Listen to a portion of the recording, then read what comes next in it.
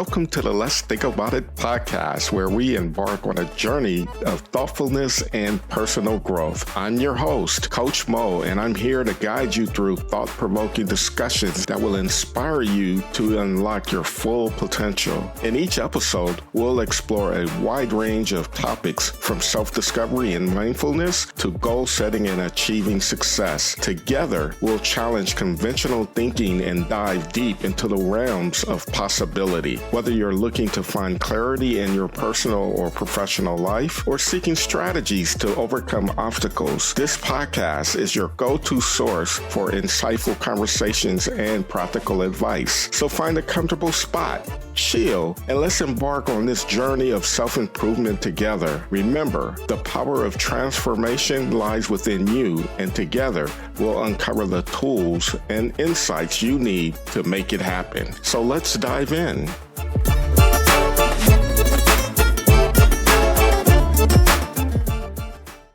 Welcome to another episode of the Let's Think About It podcast. I'm your host, Coach Mo, and I'm here with another amazing guest, my man, Robert B. Foster. What's up, bro? Not much. Glad to see you again. Man, Mr. Shut Up and Grind podcast host. He's here. What's up, man? First and foremost, where are you checking in from? I am in Charlestown, Rhode Island. Small town with a big town feel. Wow. Born and raised? I was born in the city in New York, but I was raised up here. I think we moved out of the city. I was 2.5, maybe 3. Nice. What's the weather like up there right now? You guys got a lot of snow? Is it rainy or? We didn't get a lot of snow. It's mostly gone out there now, but it's like high 30s today for the high. Oh, okay. So what's up, man? Tell my audience like who you are, what you do, and even take us through what your podcast is about. Okay. Well, there's a lot of different ways to answer that question. So okay. I'll start with who I am at my core. I'm a competitor, right? And I get that competitive edge. I'm the youngest of 7 siblings. And we were all athletes, like my parents were active, but being the baby, and I was also a late bloomer, meaning as a freshman in high school, I was 5'4", 88 pounds. And my brother was big and muscly. My other brother was big and muscly. My sister was tall and strong. And they're all getting headlines in the newspapers and winning trophies and medals. And here I am, the skinny duckling of the group. But that drove me because I wanted those accolades. Like I wanted to see my picture in the newspaper, and just to my core, I just went to work. And then finally, my biology caught up. It wasn't until my junior year where I finally got over 6 feet tall. I was still skinny. I think I was 135, 137 when I graduated high school. But at least I had some muscle on me now. And What sport? So my main sport was track and field, but I also did volleyball and basketball. Okay. Yeah. But track was my main thing. Like my sister was a high jumper. You know, she was state champion her senior year, and I wanted that. It just looked so fun, you know. And I was like, right. I want to do that too. And then finally, it was. Although in there as a freshman, when I was 5'4", 88 pounds, I remember asking my high jump coach. Well, my track coach for the record book. And he did one of these, looked me up and down. And he said, why do you want the record book? And I was like, because I'm going to break the high jump record. And again, he looked at me and was like, you don't have what it takes to be a high jumper. Wow. Yep. Wow. Said that right to my face. You don't have what it takes to be a high jumper.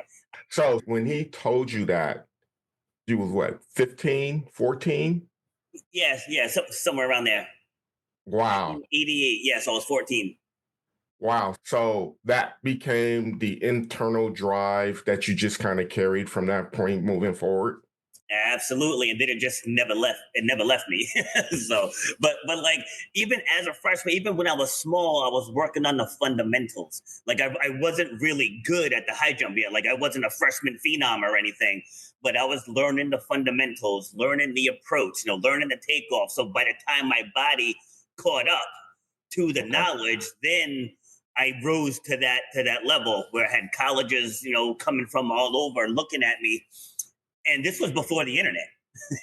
Right, right.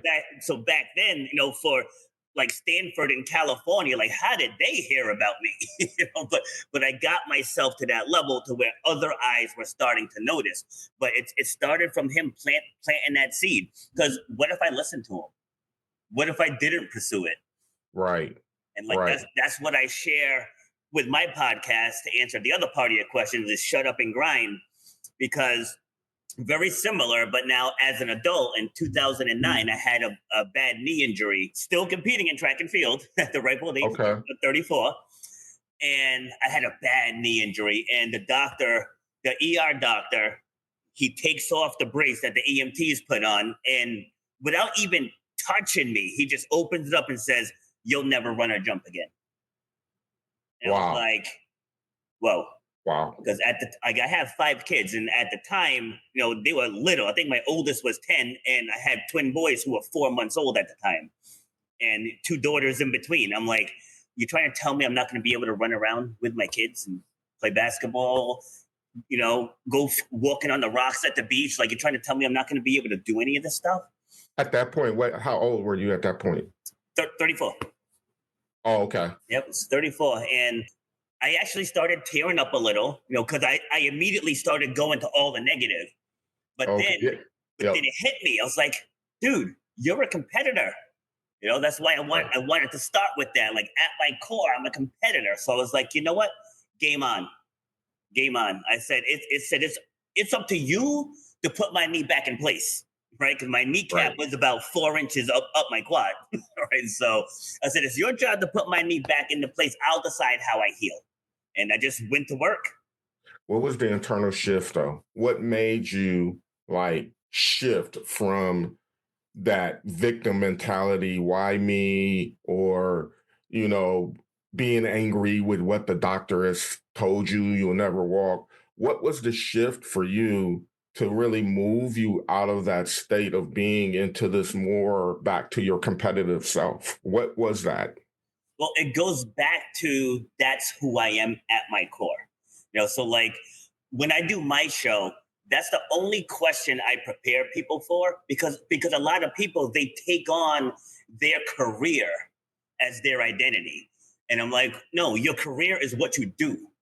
That's not necessarily who you are. So like whether I'm speaking with you on your platform, whether people are coming on my platform, my attitude doesn't shift. It's like my core, that's who I am. So for a minute there, I came out of pocket when I went to the negative. It's like, that's not who I am. It's like my house can burn down and I'll be like, knock on, and I'll be like, you know what? We have insurance. Everybody's safe. Everybody's healthy. We can rebuild the house. So like, I don't let trivial things that I can't control bother me.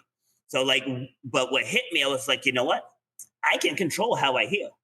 Like, I can control how much I stretch, how much I follow the physical therapist's advice, and how I can go above and beyond. It's like, I can believe in myself to find my own threshold and defy these odds. Right. So like, it wasn't about accepting this person's diagnosis. Because and again, I always say this on my show, I'll say it on yours as well.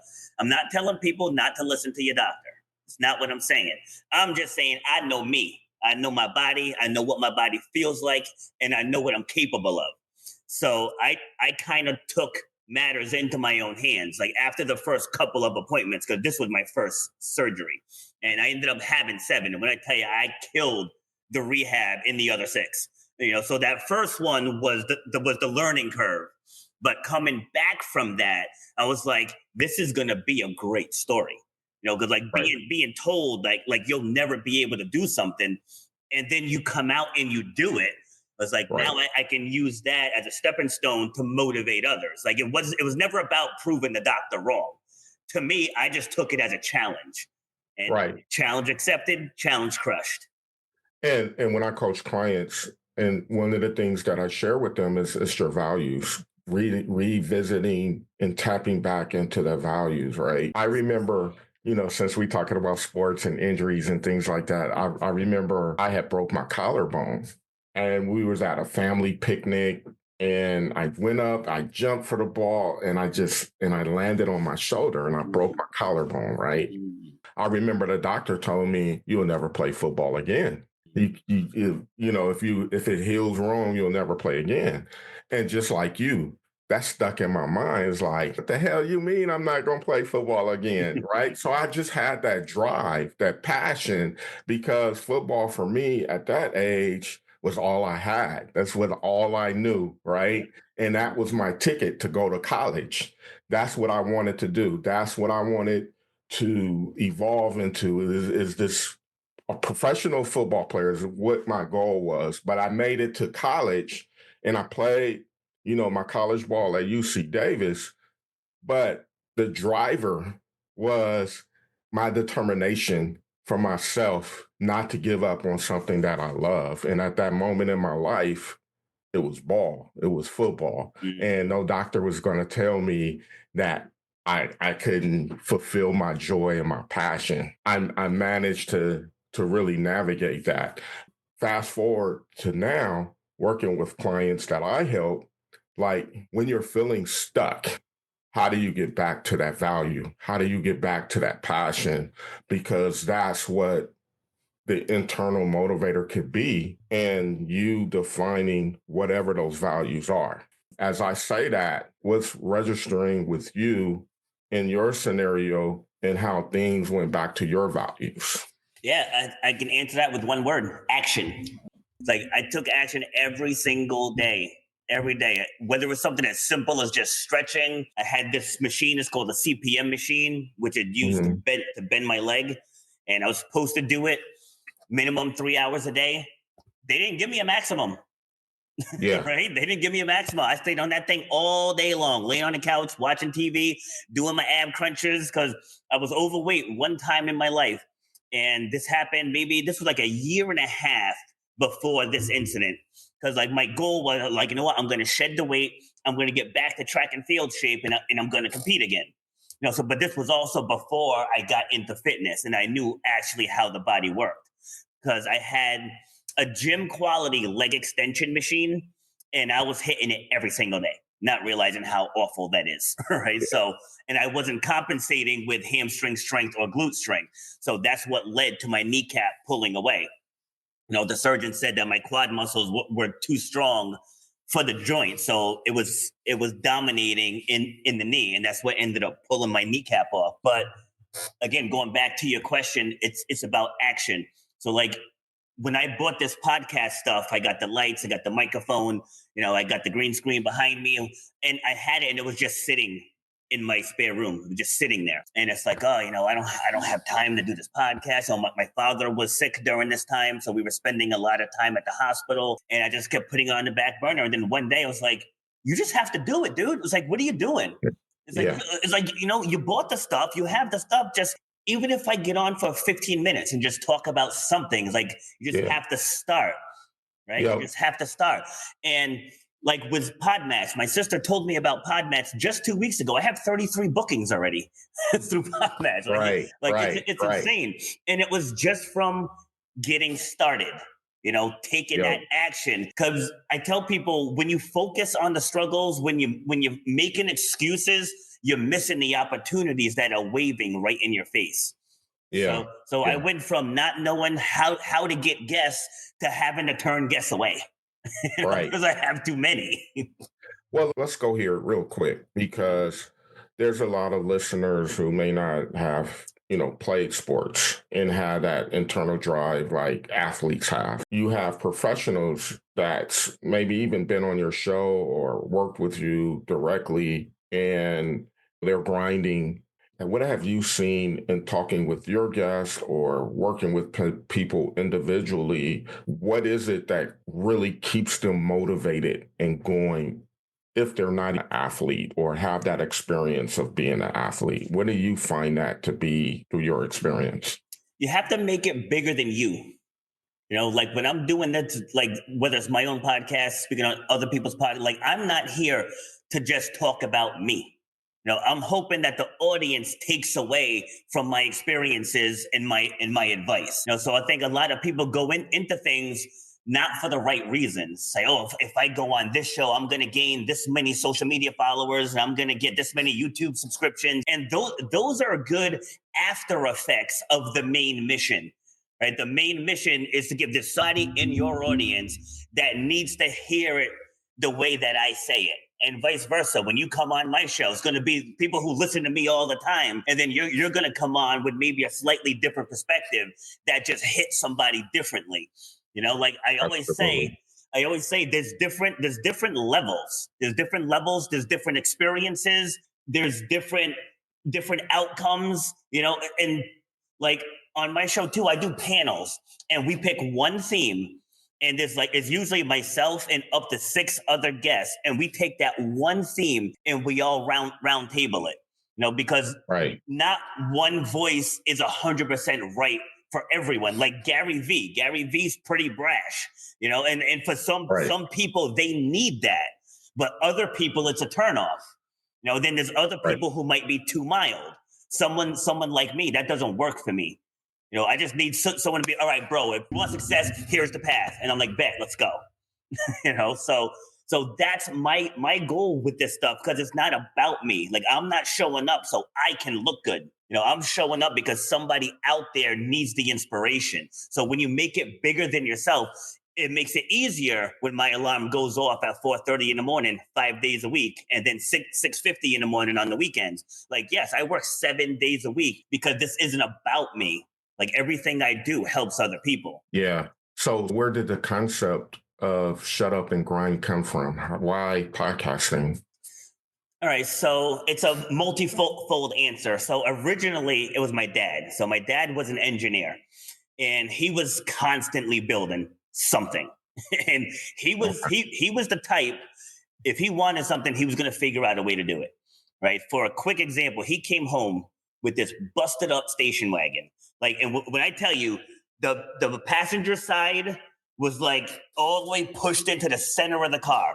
Probably like I remember him coming up the driveway. It was myself, my mom, and my sister. We're in the window like, what is that? And I drove it 6 months later.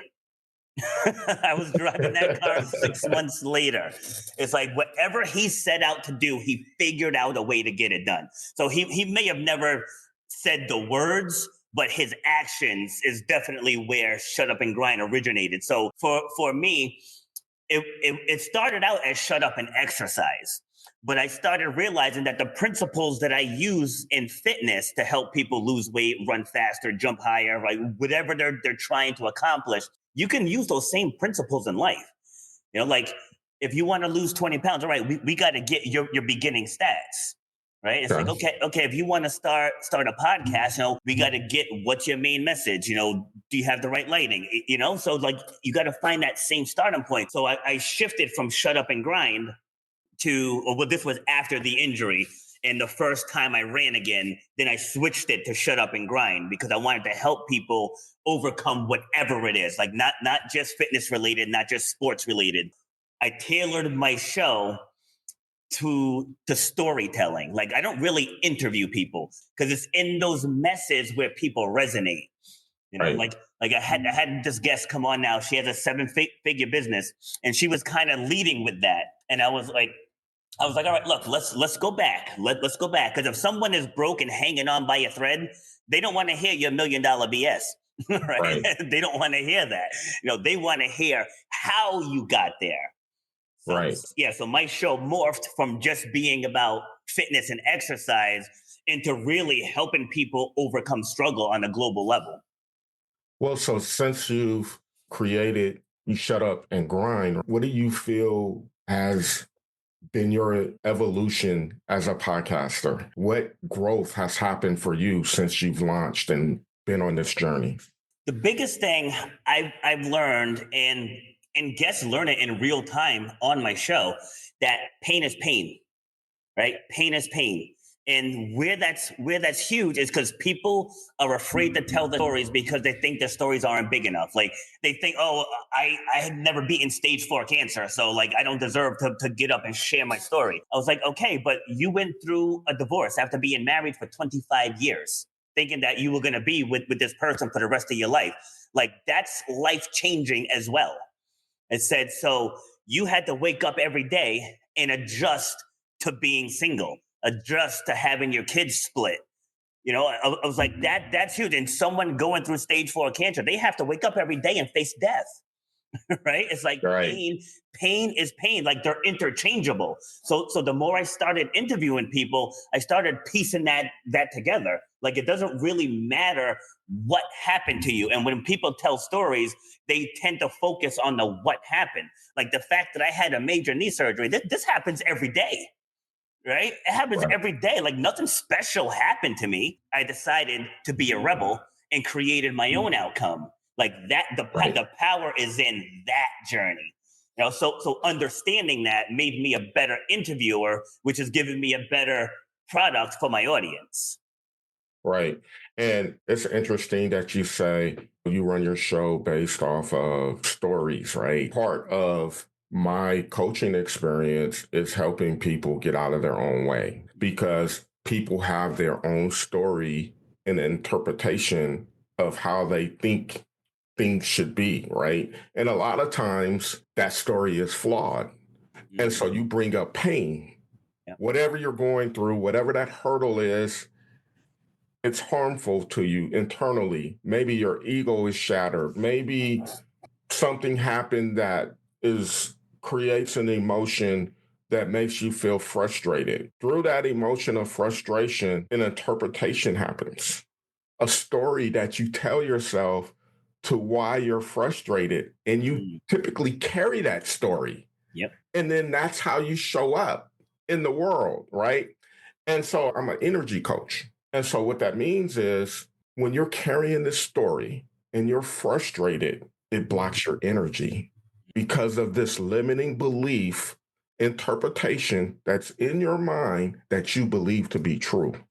And you carry it and you're not sharing it with anyone because that's your story. And you're in this rut and you're just stuck and you're stagnant and you have this pity.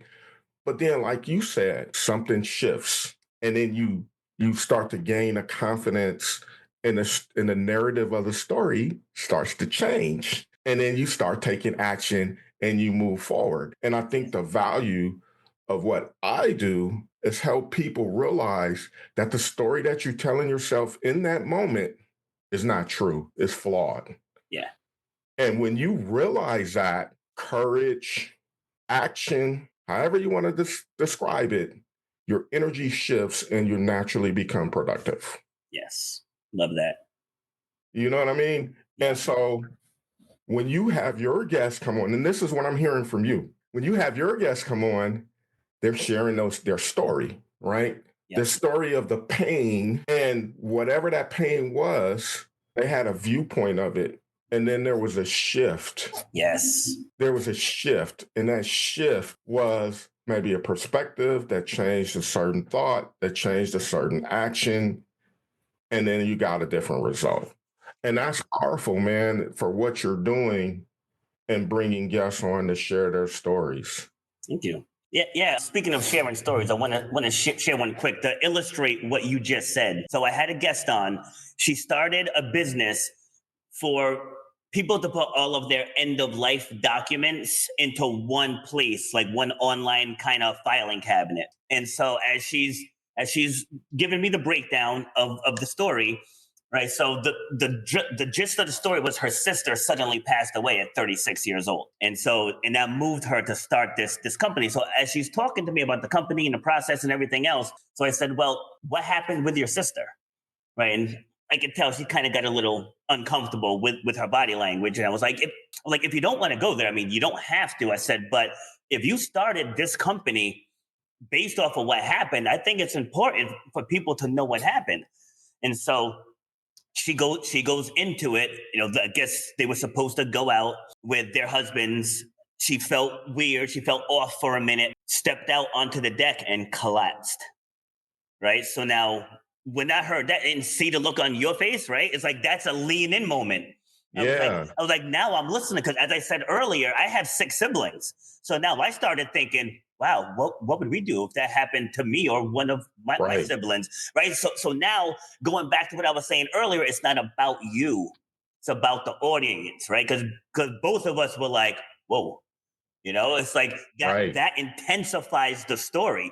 I was like, you're holding on, to the grief that she's gone, right? Instead of leaning into the 36 years that you had with her. I know it's tough to do when you're grieving, but like people ask me all the time because like I watched my father pass away, and that's a sight that I'll never unsee. But I've also interviewed people who never met their father, who never had a father figure in their life. I had this man for 45 years. Right. So I leaned into that. I leaned into the teachings and the butt whoopings and the deep talks and the sports coaching. Like there was so much stuff that he left behind, right? So this isn't about me feeling sad. And now I can tell his story to help other people who are grieving, because it's tough for people to go to that place because they're stuck on the what happened. Right. So I know I kind of went off on a tangent there.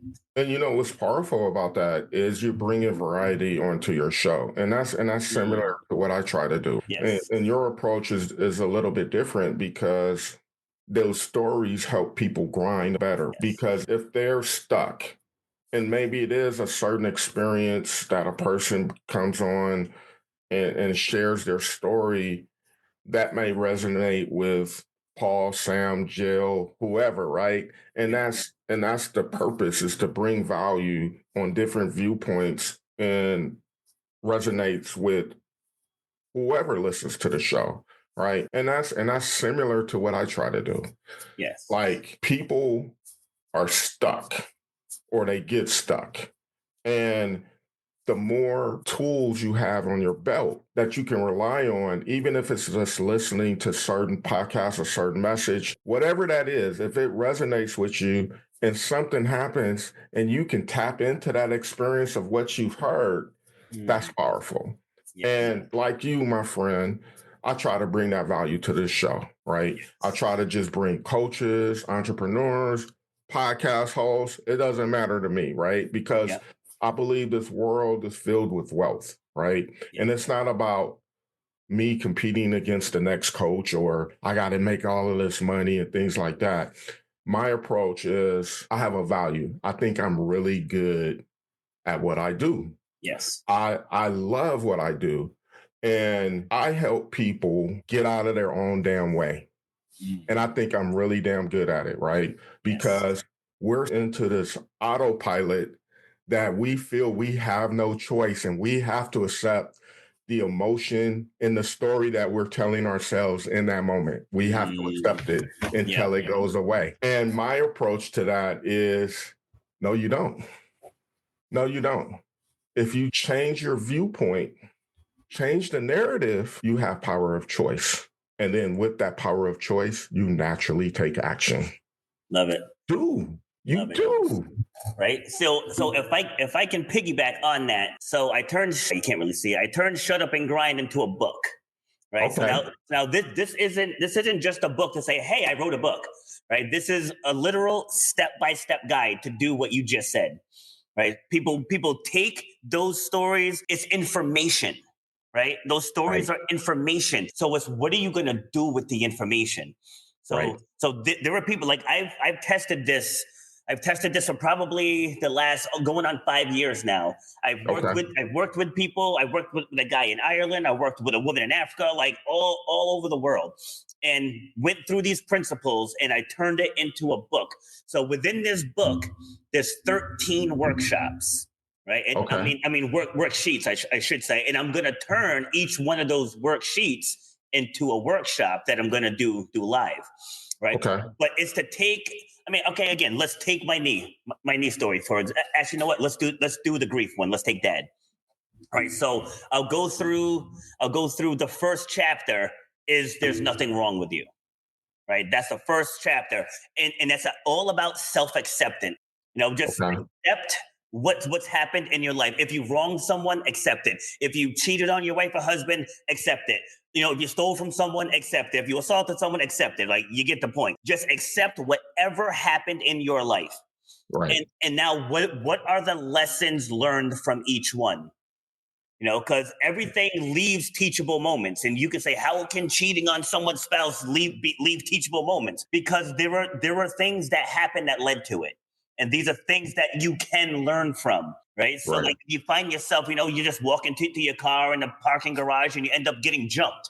Is it your fault you got jumped? No, but what can we learn from that experience? So this guide, it takes you through every inch of your stories. And as people are going through this, things that are long buried in your subconscious mind are going to surface.